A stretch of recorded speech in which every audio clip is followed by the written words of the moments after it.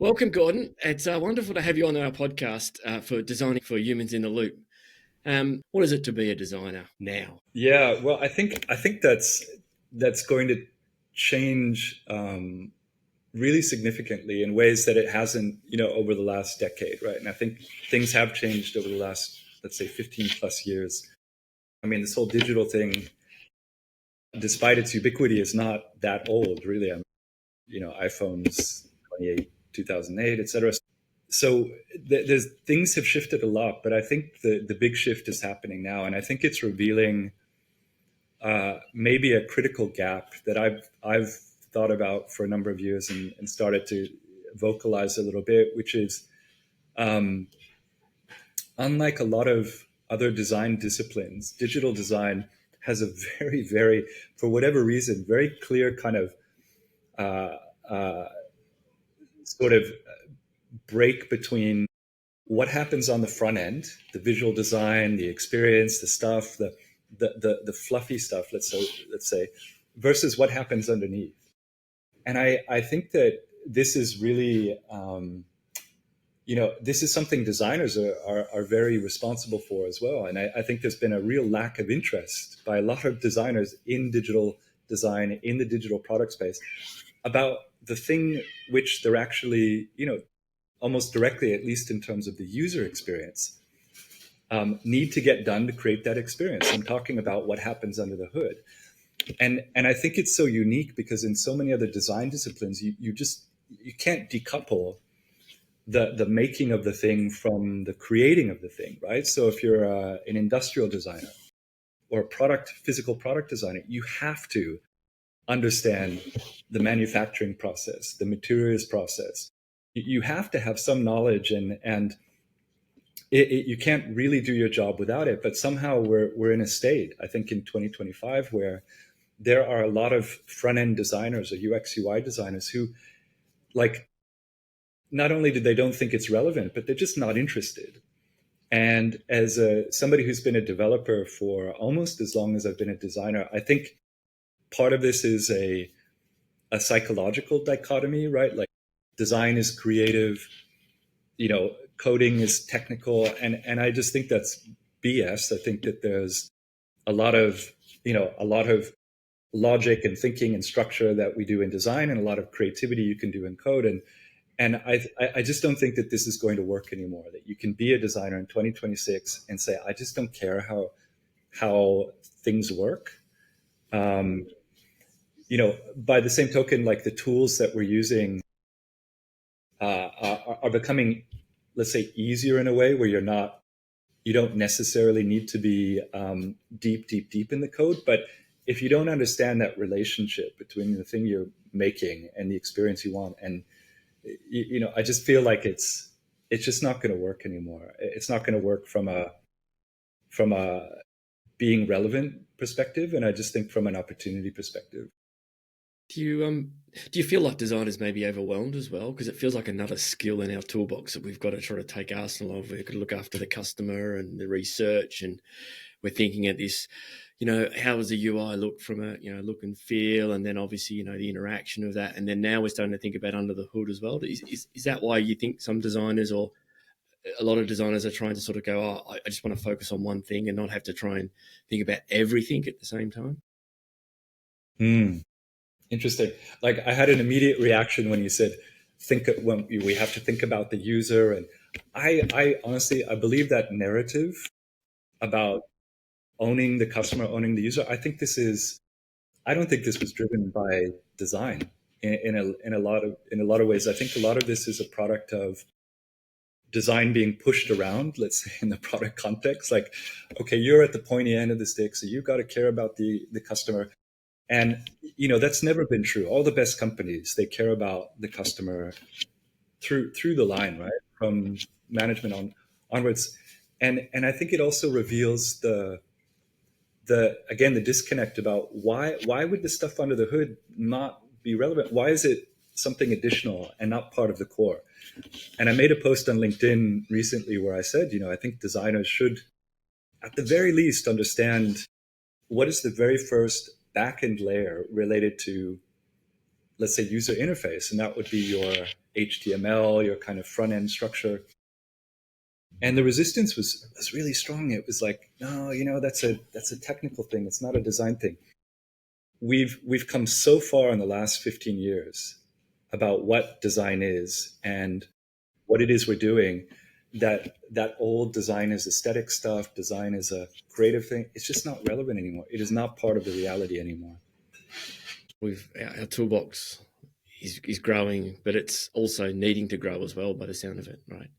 And I think when I said, users, you're right. It's not really design doesn't own the users. That's true, but I'm just trying to think more we need to be in the user's mindset, I suppose, but also there's other mindsets as well. But yeah, it's just managing all of these things that you're trying to juggle to ensure that the experience is right. So yeah. So where does designers go then? Where's their focus? What's their thing that they should really sort of build upon? What does an evolving designer look like then in maybe 2 or 3 years?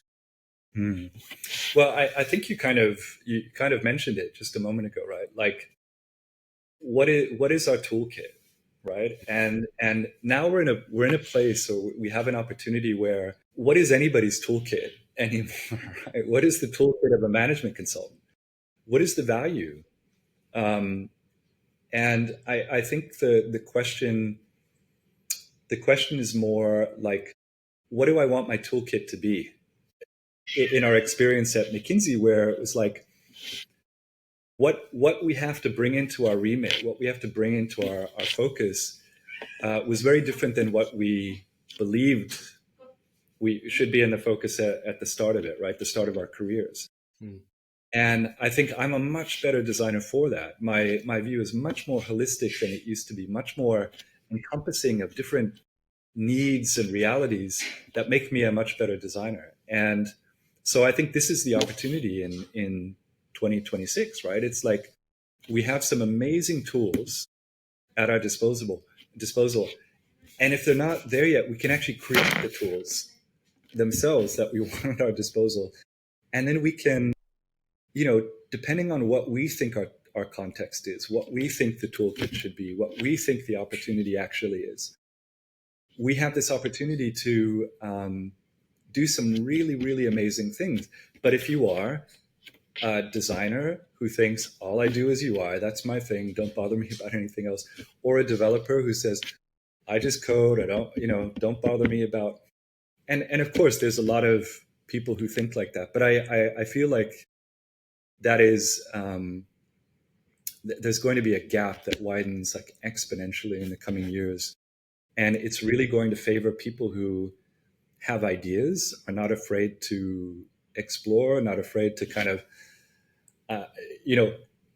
use these tools. And it's so interesting. Sometimes I use Gen AI tools so much in my work on a day to day, and sometimes I get really stuck with a thing, and I just think, like, I'm not using Gen AI to kind of unlock this thing where I'm suddenly stuck, and then I realize, and it's just another level of opportunity for me.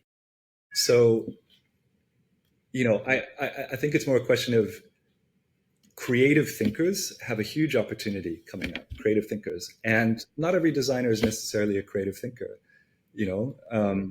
Some of them are decorators, and some developers are massively creative thinkers, and some MBAs are massively creative thinkers. So I think, maybe what value a designer has in the scheme of things will be a very interesting question. Maybe not much value at all. Endless possibilities by the sound of it then, right? If just you can make the role, you can make what you want out of being a designer and a creative thinker going forward, and you've got endless tools or tools to do that. Yeah, I would like to think that designers in general are creative thinkers. And when I say creative, I mean it in the sense that Johnny Ive, when he was interviewed by McKinsey a couple of years ago, was asked about, the senior partner interviewing him said something like, "Oh, so when you're designing stuff," and Johnny Ive stopped him. He said, "No, we don't. It's not about design. It's about creation, right?" And for me, that's about there's elements of logic and structure and imagination and visualization. Creativity is not a does it look nice kind of thing. And that is the missed opportunity of every person who looks at a creative thinker and goes, no, okay, color, maybe texture. And it's just such a massive lack of imagination, I think, on people who are afraid to understand that word in the context that I think people like you, Taryn, as with a service design background and systems thinking, the design of a page, right? The design of a poster, of an app, whatever it is just it's just a 10-foot view of the same type of design we're doing as a systems designer or as a systems thinker, right? We're just getting closer and closer in. We're getting more discrete in terms of what we're working with. We're looking at things like, type and color and structure as opposed to, systems and business units and people. But I think the fundamentals are still the same. So you said you think the fundamentals are the same. And with your increasing use of Gen AI to actually help you drive some of those outcomes, has anything shifted when you're actually looking at the fundamentals? Has anything shifted in the way you look at things? I think I don't usually say I'm very convinced about things because I like to be open, but I do feel more and more convinced that it really does boil down to a few core widgets or like base elements. And I think I mentioned before, right? Like for me, it's all about what is the frame, what is the context, what are the pieces I've got to play with, and how do I make them work together? It's as simple as that. It really is as simple as that for me. And I spent a lot of time. I'm one of those, I like to really think long and hard about things. And I was a terrible designer when I was probably most of my career, not even when I was younger, because I didn't get what I was trying to do. I thought I don't know what I was trying to do. I'm trying to make something look nice, but for me, understanding that there are just these core building blocks I've got to work with have allowed me to work, as a brand designer, as a service designer, as a UX designer, now I don't know what I am, a Gen AI designer, but fundamentally, I think those principles still hold true. And it's just, it just depends on where I am in the aperture, like how close or far I am away from the problem. If I'm far away, I need to look more systemically, more broadly. But if I'm closer, I need a different set of things I'm working with, right? So mental models, Gordon, in terms of, I look at a problem and I use mental models to break down that problem. And they're core to being in your kit as an AI designer. And part of that fundamentals, along with you've talked about visual, you talked about typography, you talked about brand and so forth. All those are core to what a traditional designer is, but mental models now play a big part in breaking down those problems and then how you bring them back together as solutions. And I think that those mental models, I think you're right. And I think the mental models have always been have always had the potential to be a blocker as much as an enabler, right? A mental model is a way of framing, given an experience and an education, to deal with a particular problem. But, they can also be very restrictive. And I was doing some mentoring with ADP List, which I'm sure you're both familiar with. And I had this UX designer I was mentoring, and it was the very first call, and he had sent me his CV, and I was looking at the CV, and I thought, and basically the whole conversation was like, hey man, you're a UX designer and you're developing the user experience for products and apps, etc. I said, let's talk about the user experience of your CV. Like it's completely missing, right? Like it was super dense and it didn't make sense. And it was such an interesting conversation to say, look, you have this skill, and the skill is a kind of a communication skill. So let's stop, resisting the definition of what the mental model of your UX designer thing is. You've got to communicate something to people. Let's start with your CV, and let's really think about how you apply that to yourself and help people understand who you are and help them do what you're trying to get them to do, which is, the mental model of UX, except we're talking about the user experience of a CV. I suppose it can be a blocker at times, can't it? But I suppose I really like the way you try to use fundamentals to work out where you are in either your process or how far away you are from a problem, or how close you are to a problem. So that I probably look at that as I usually call it the seesaw, right?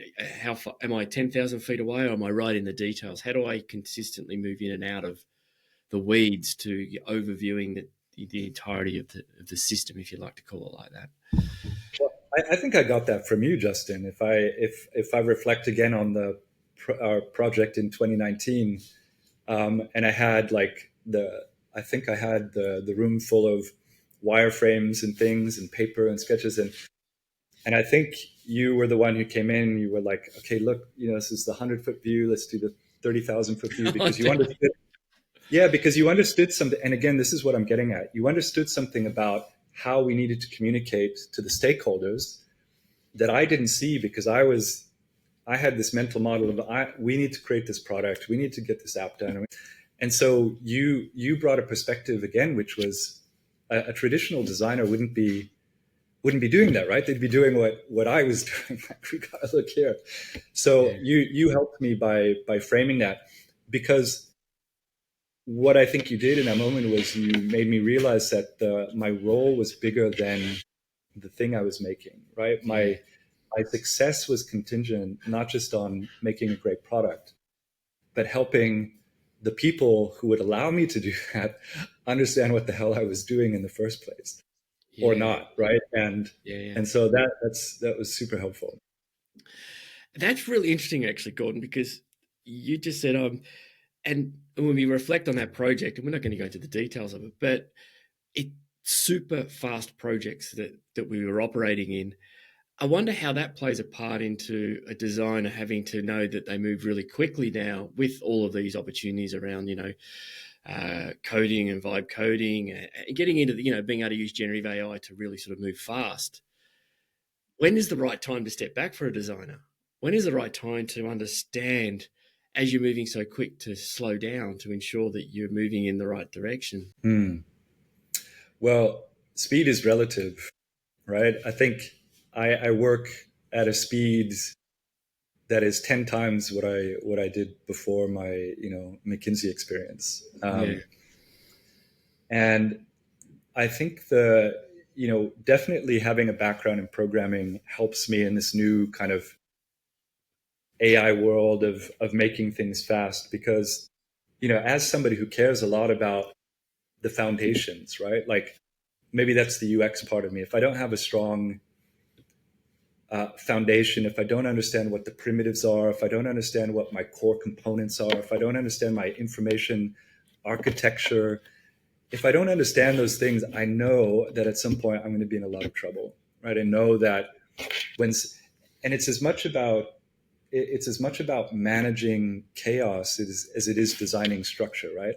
Because to get that information architecture, you have to go out and you have to find those people. You have to say, is it this or this? And how are we arranging this? And what's the relationship between these things? So, and I'll tell you, man, I'm terrified sometimes when I'm vibe coding. I mean, I'm building like a POC a week at least. And I'm constantly thinking, when do I need to take a step back and see what the hell is going on? Because I know if I don't, it's all going to fall apart. And you can go on Reddit, and there's just hundreds of stories of vibe coders like, hey, what's going on? It was great for a week, and now my, one-person SaaS product is broken, and Claude can't fix it anymore. So I see this as a really, having had that design experience, but also that programming experience where I'm even more cautious, that I put a lot of checks on myself. Now, I had a conversation with a colleague recently who's doing amazing stuff, vibe coding, and he was like, he just doesn't care. He doesn't care what goes on under the hood. He has no interest. Just, it works. And I'm kind of fascinated and terrified by that. Mm. And if it were true that agentic coding and vibe coding and all this stuff can really do what you need, I'm not even sure I'd accept that. Like I think I'm too beholden to two things, right? One is my way of working, like it's worked for me so long. I'm stubborn maybe, but Mm. also because we know that the algorithm, these tools, I mean, we saw it with the whole social media spread as well. These things are not unopinionated. This technology is extremely opinionated, and extremely opinionated in ways which can be very, very um, divisive and dismissive and racist and sexist. Like we know this to be true. And so I don't think there will ever be a moment where I would not want to stop and reflect and sit back and say, okay, what's actually going on here? What is this really correct? What guardrails do I need to create? And I'm not even talking ethical guardrails necessarily, but yes, also ethical guardrails at some point. So I do feel, at the same time, very excited, but also very nervous about what this could mean. There's a few things in there that I think we can unpack. Is you start to talk about ethics, but we spoke about speed, and I think we also spoke about being able to step back out of the weeds to actually see the entirety of what's going on. So, If we want to talk specifically about designers in 2026, then, and then I think speed is probably the one thing that, as I said, it's relative, but it's also the one thing that I think, certainly in my own experience, you know, I speed was like very much something that I wanted to own. Like I was not going to do a single thing until I had a brief. You've got to give me a brief. Give me the brief, and then I'll do what I do. And I just find that idea now like absolutely crazy. Like I think, God, an annoying person I must have been to sit back and demand, the brief rather than as we've had to do over the years, Justin. Like hold on, there's no brief. We're just going to package it up. We've got to go and we've got to figure it out. We've got to figure it out now. And so I think this is probably the easiest way for a designer to leverage AI to get started, right? You don't have to vibe code, you have to create a product, but you can say, what are the things I should probably know that, assume nobody's going to give me the brief. I've got to go figure that out. And then you've got an amazing tool and suite of tools to help you have that context, that understanding to do whatever it is you want to do as a designer.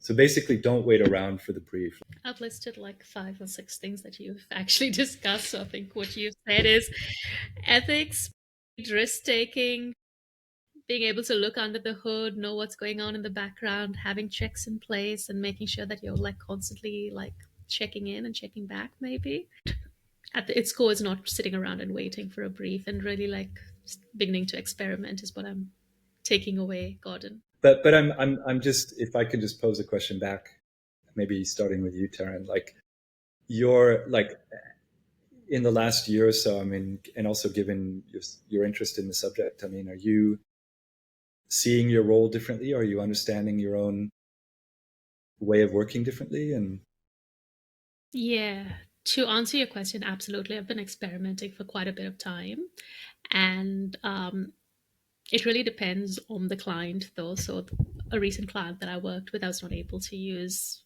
any AI tools apart from their enterprise AI tools, and that was quite restrictive for a few months. But I'm back now exploring and experimenting a whole heap more. And I was just telling Justin earlier today, I've signed up for a course on agentic and agent AI by IBM, and like trying to go really, really deep and understand like what's the AI design process, but also how do you design for AI systems. So those are the 2 questions I'm asking at the moment. Um, yeah. And am I seeing my role differently? Yes, I agree with everything you've said about creative thinking. And I am actually seeing my role a bit differently, though, because I think there's this massive opportunity right now to do things differently. It's not so much the speed for me, but I think it's just a sense of independence that comes from being able to actually use the tools that are out there and create products or create apps, which maybe you needed a team, need to depend Mm. on a team previously. Not to say that a team is not needed, but just that there's an opportunity to experiment. Am I seeing the role differently? I think I am beginning to see my role differently because I think I'd like to explore more in the AI space as well. So I'm beginning to find opportunities to maybe reinvent the role. So Gordon, you spoke a bit about your tools and your Gen AI toolkit and how you're using these tools to really create and bring ideas to life on a weekly basis. So really curious to understand, one, what's in your toolkit? Number two, I know you've spoken about frame, vibe, and validate in the past as well. Is that your design process now? Mm. So frame, vibe, and validate, that was sort of a reaction to very personal reaction to the wonder and magic of vibe coding. And I've been coding, as I said, for many decades now, and there was a period where I was like, but am I a vibe coder? Because surely that means people who don't code. Should we just explain maybe what vibe coding is for people who may not have heard it? Can you give us an explanation of what vibe coding is? Yeah, I would say vibe coding is just using an AI, Claude, ChatGPT, whatever it is, to basically build the thing, the digital product or experience that you have in mind. And typically, I think it's it's come to mean people who don't have coding experience primarily. I think, which is basically just share an idea and have it have the AI spit out almost the finished product in some sense, and it really can do that. But I think more broadly, it's um, probably the most mature version of what really agentic AI actually means. And you'll hear that a lot about what does agentic mean, and there's a million different definitions. But really, it's like in terms of coding and vibe coding, it's really about having a very very capable um, person supporting your vision that you can tell it what to do and it basically just does it. And it can feel like absolute magic. I mean, it can really just feel like unbelievable, like you're seeing a whole new world until it goes wrong, and then you're really left going, what the hell is going on here? So, and I think the framing of my way of approaching it as a reaction to the magic. I mean, I love magic as much as anybody, but I'm also a realist. I want things to work. I want them to be stable. I want them to grow, especially something that I'm creating for others, right? So my process, and it's more of like a heuristic, is frame, vibe, and validate. So and it's just good practice, right? It's good design practice or coding practice. Uh, you're framing the problem or the context, which I've already mentioned, right? What is the space in which I'm working? What have I got to work with? What do I want to have happen? The vibing is basically then through natural language, or maybe you create a PRD document or some kind of set of parameters, like I want X. I want an iPhone app that can create a scheduler and do X, Y, Z, etc. And then you let the agent go to work, and you will literally, I mean, in most cases, you will get within minutes, certainly, if not seconds, something very close to what you described. The validate part is, and I think it depends on who you are and how far you want to go. I mean, one stage of validation is, okay, is it working? Is it doing the thing I want it to do? But what I do is something a lot deeper. Is I like to then look at what's been done, look at the code. How's it been created? How's it being organized? How is it future proofing against things I'm not even aware of yet? So it obviously doesn't know. And how can I make sure that it can grow as the idea grows, because there's such a, again, I'll use the word magic, like such a magical feeling when you say, I have this idea. And, you know, we're really, despite, being a native English speaker, for example, like I'm not very good at explaining what's in my mind. And the thing about LLMs is that they're trying to infer what's on our minds, and they can do an amazing job at inferring. And sometimes they infer them way better than we expect. And as a result, you get something which isn't really what you wanted, right? It's really interesting. So the validation and the reframing part of this loop, right? So what's my context? What am I trying to do? How do I want it to happen? The vibing, sort of the automatic code generation. Validating, is it doing what I want? Is it kind of organized in the right way, in a way that I think is correct? And then reframing, really taking that step back to say, okay, where are we? Where are we trying to go? And it's also, it's also part of what I would say is the core design thinking or creative process, right? Like when I'm designing in Figma, and I rarely design in Figma 100% now, it is just not the same as seeing the exact same design in the browser. It's different. It can be the exact pixel perfect design, but you see it in your browser, on your phone, for real, and suddenly you can't help but have a different relationship with it, because it's a different experience, right? Like the creating experience is very, there's so many things happening we're not even aware of when we're creating. And the experiencing thing, same thing, where so many things are happening in our minds which are resetting our expectations. So the framing part, like what have I just created, is really about, I had this idea and I might have visualized it 100% according to what I thought it should be. But when I look at it again in this experiential way, like as a thing that exists, I'm seeing it differently. And now I can create even more, right? And I think we've all had that experience. Like you put something out there and you say, oh my God, like we can do this and we can do this and we can do this. And, this is like the opportunity within vibe coding and Gen AI and agentic coding, like it's absolutely massive. It's not even small things like, oh, I could, do a little thing here. You can do fundamentally different things. So I guess what I'm saying in that process is like, don't get carried away, sit back and think and look at what you've done and sort of imagine a little bit, reflect a little bit, and then continue once you've done that.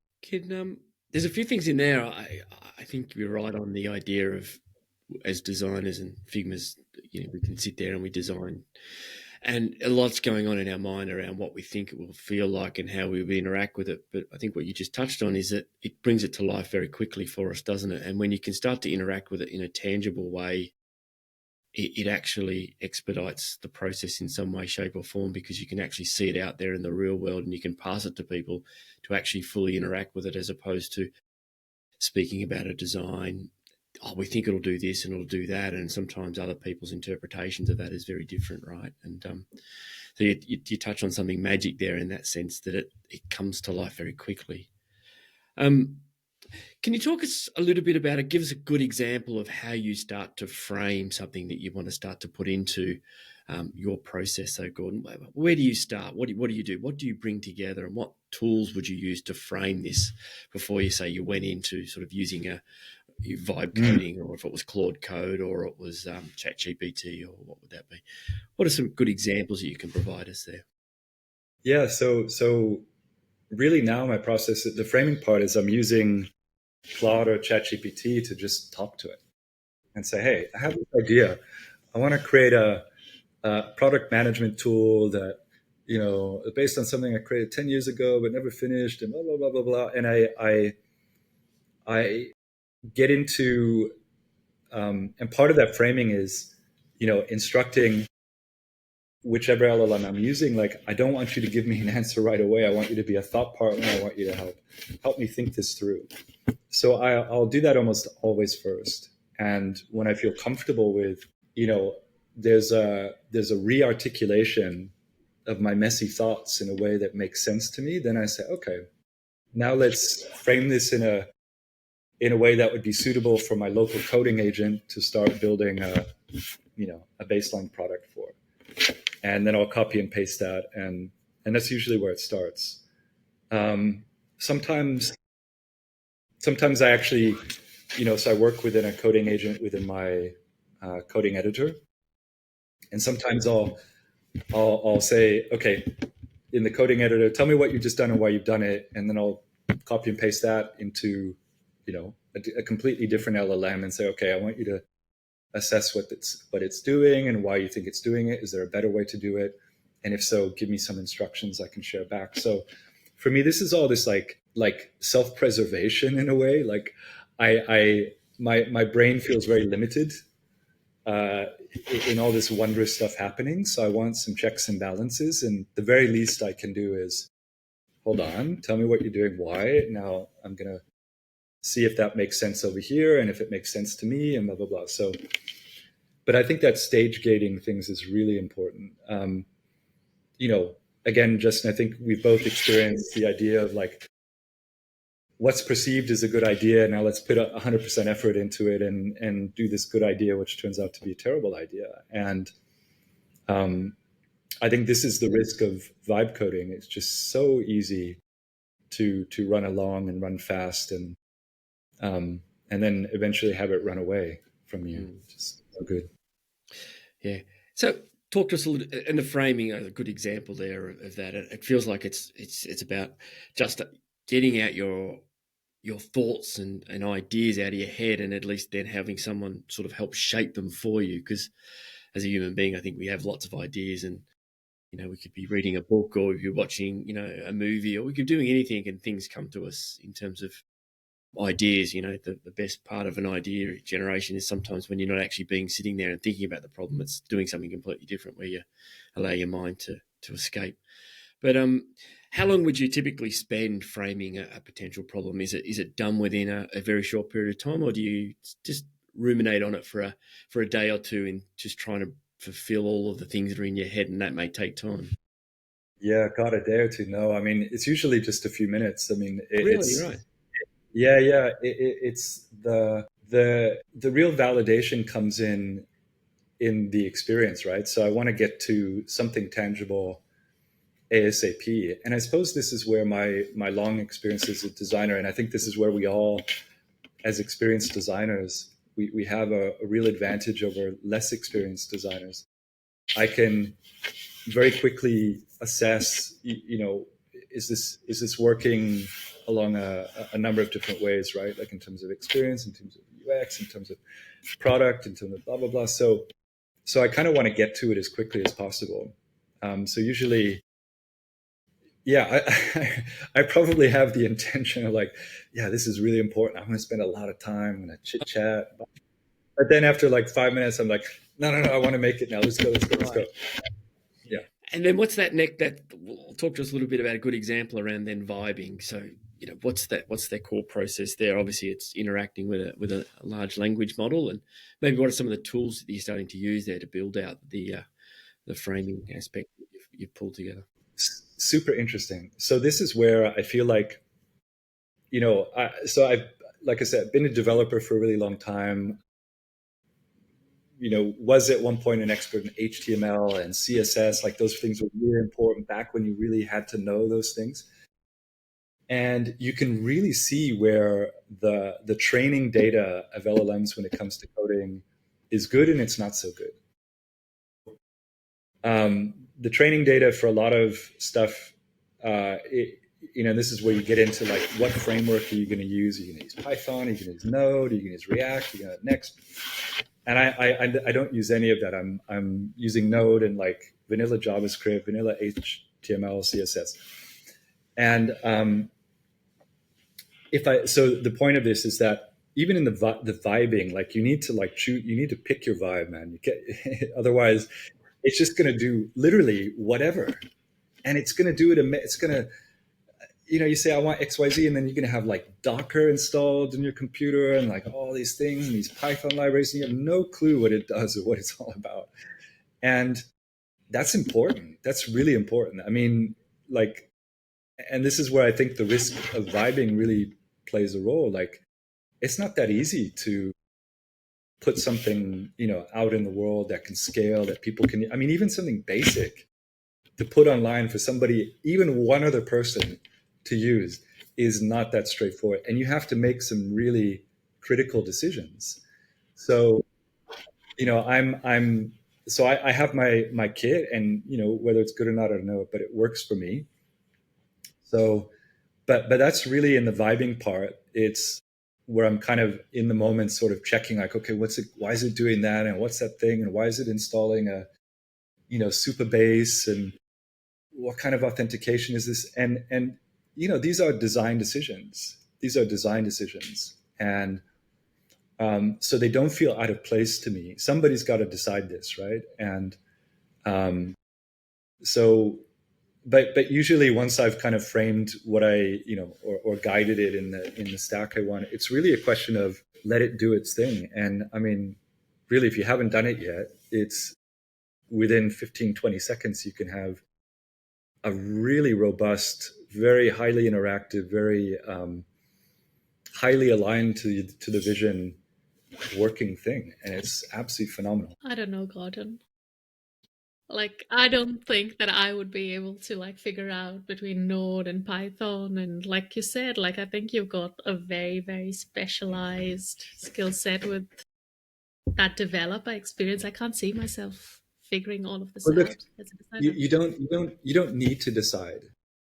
You can still make things right away without deciding. And I think the opportunity is when I get excited about making something, I want to make more of it. And I think it's a natural, and I think this is why this Gen AI opportunity is like the great equalizer in terms of if you're a creative thinker, I want this thing, and I want it to exist in the world, and I want it to be real. And you've got such a powerful guide. Then the learning part actually, Taryn, is very part of the creation process, right? It's not decoupled in the way that it used to be, right? You had to learn core programming things, and you had to understand this and this. And for me, it just helps me be more opinionated, and maybe gives me the opportunity to say, do you know what? If I want this to be real, I'm kind of in a good place. I kind of know what to do with it. But you can absolutely 100% for yourself do something amazing, like tonight. That's my challenge to you, Taryn. Go make something amazing. On that challenge. Let's see how it goes. But I mean, if I had to decide on things that are technical, then that's where it would trip me up. Which I'd put that to the side for the moment. Yeah. So where do you stop then, mate? Once you've been through this vibe, how does validate play a part into I'm okay, I'm finished, I feel like I've got what I want from my vision?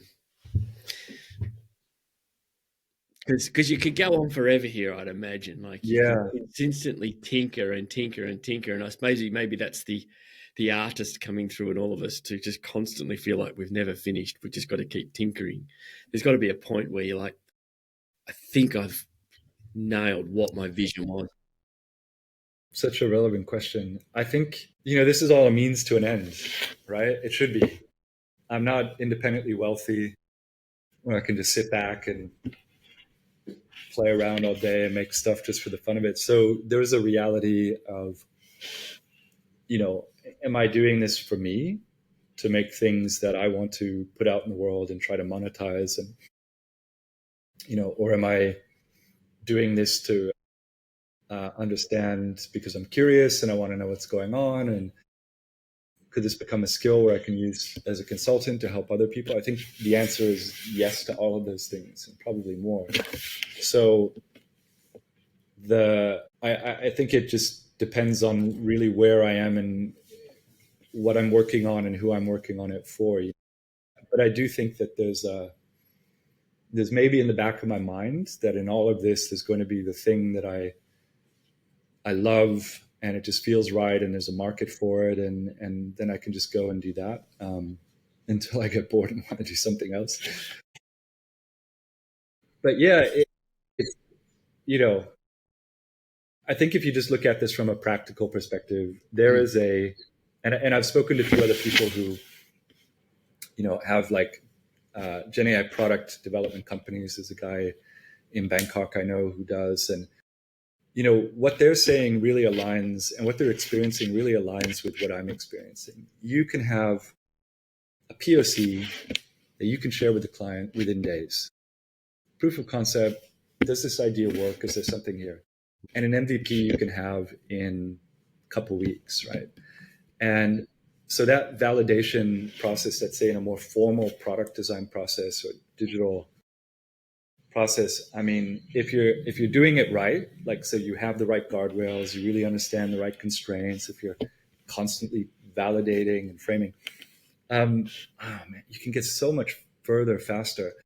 But then the risk is, who's driving the vision? And this is always the risk. And if the person driving the vision is really excited about the vision, you can churn a lot of time and make magic forever, right? But it's not going to get you anywhere. Um, but we can certainly move a lot faster than we could even a year ago. It's just amazing. Maybe just one more question from maybe me is, maybe what are three tools that a designer could be using now that could really sort of help them with their experimentation? Any tools that you think are worthy putting in their toolkit? Yeah, so just generally ChatGPT or Claude as a thought partner, like, this is incredibly useful. Um, especially when we're younger, we're often a little bit more nervous about sharing ideas, or do we really understand this? And so just an amazing tool to chew on things before you put them out in the world. I absolutely love Midjourney, which is the well, image and video generator. I'm doing our consulting website right now, and I'm heavily leveraging Midjourney for that. And it's just such a great experience, both in terms of what it gives me as an output, but also in terms of how. Like, it's really the experience and the UI and the interaction of a Gen AI tool. I think it's probably the best example of the interaction of Gen AI outside of the chat box, right? And I've got a lot to talk about the chat box, which I won't get into, but it does such a great job of kind of turning, leveraging Gen AI in a way that still feels very usable, very functional, very familiar, but still generates amazing results. So I think if you were interested as a designer, just also in the interaction of Gen AI, Midjourney is great. Third tool, I'd have to say Claude Code, which is the basically the API-driven local coding agent that you install and you download for free VS Code. You install Claude Code and you vibe code, and you're just absolutely stunned. So this is probably the best example of agentic AI, as I mentioned, where you really have a very, very sophisticated set of rules and context and functions and blah blah blah, all happening to make something. And the coolest thing about it is that you never think about agentic at all. You don't need to. I think it's such an overblown term. Agentic is really in the experience, right?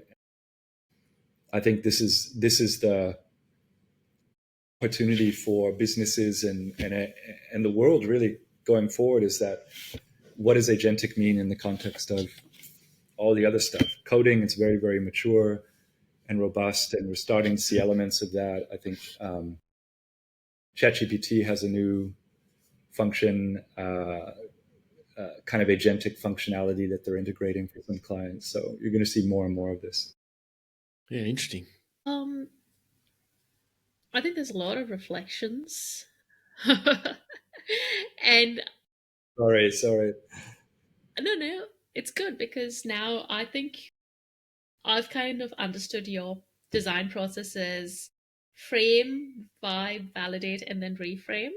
So it's kind of like a loop that goes on. And I've got your fundamentals as well. And I think there are like six or seven over there. Um, you mentioned a few tools that you use: ChatGPT, Claude, Midjourney, Claude Code. What about tools like Reloom, Figma Design? Are there any of these other tools in your toolkit as well, Gordon? Hmm. I mean, yes, I use Figma, for example. I'm not using really the Gen AI integrations. Figma Um, Make, I think, is that what you're referring to? well, Yeah. Figma Make, but then there's also tools that you can link your code editor to your Figma file, and then you can say, okay, make the thing that I've designed. I'm not really doing that because I think this is where it comes down to the interface of Gen AI, which is in the best cases it's verbal, right? It's natural language, it's speaking, and I think this will become the critical UI interface of the future. Mm. Um, so because it does such a good job, like I said, of being able to take my messy thoughts and words and sort of articulate it. So I can describe, and again, like I said, I've got an advantage because of my experience as a designer. I can say like, okay, I've designed a website. There's a hero header. It's going to have, I need a padding of, I don't know, 120 pixels either side. There's going to be a content area. There needs to be a breakout area. I would use grid, use grid in a particular way, and use Flexbox in a particular way. Like I can speak to those things probably faster than I could just lay them out, right? So for somebody like me, it's becoming more performant to just say it or type it if I have to, but I'd prefer to say it. Um, but but that's just me, and I think what I'm really excited about is seeing what all the young designers who maybe don't have my experience but have their own experience, and they're going to just be doing crazy, amazing stuff. They'll figure this out in a way that I won't be able to touch. So That's a really good way to end it, I think, Gordon. Taryn, we started out this to think that a button is going to replace designers, and I think we both had a better view or a more optimistic view to that. This is a wonderful time for designers, and I think, Gordon, you've probably touched on that. Is that as traditional designers as we all three are, imagine what new designers coming into this and being able to see this medium as they grow with it is going to be incredible. What's going to be able to be created in the future. absolutely. Gordon, thank you for spending the time with us today. We've really enjoyed what you've been able to talk us through in your process and what a designer is and how they think about new fundamentals, what's in their toolbox. So thank you for spending time with us today. We appreciate that, and it's wonderful to speak. Yeah, Thanks, likewise. Thank Gordon. you both. Thank you, Thank you. Taryn. It's been Thanks, Jeff. wonderful to have this conversation with you. Let's do it again sometime. Yeah, sure.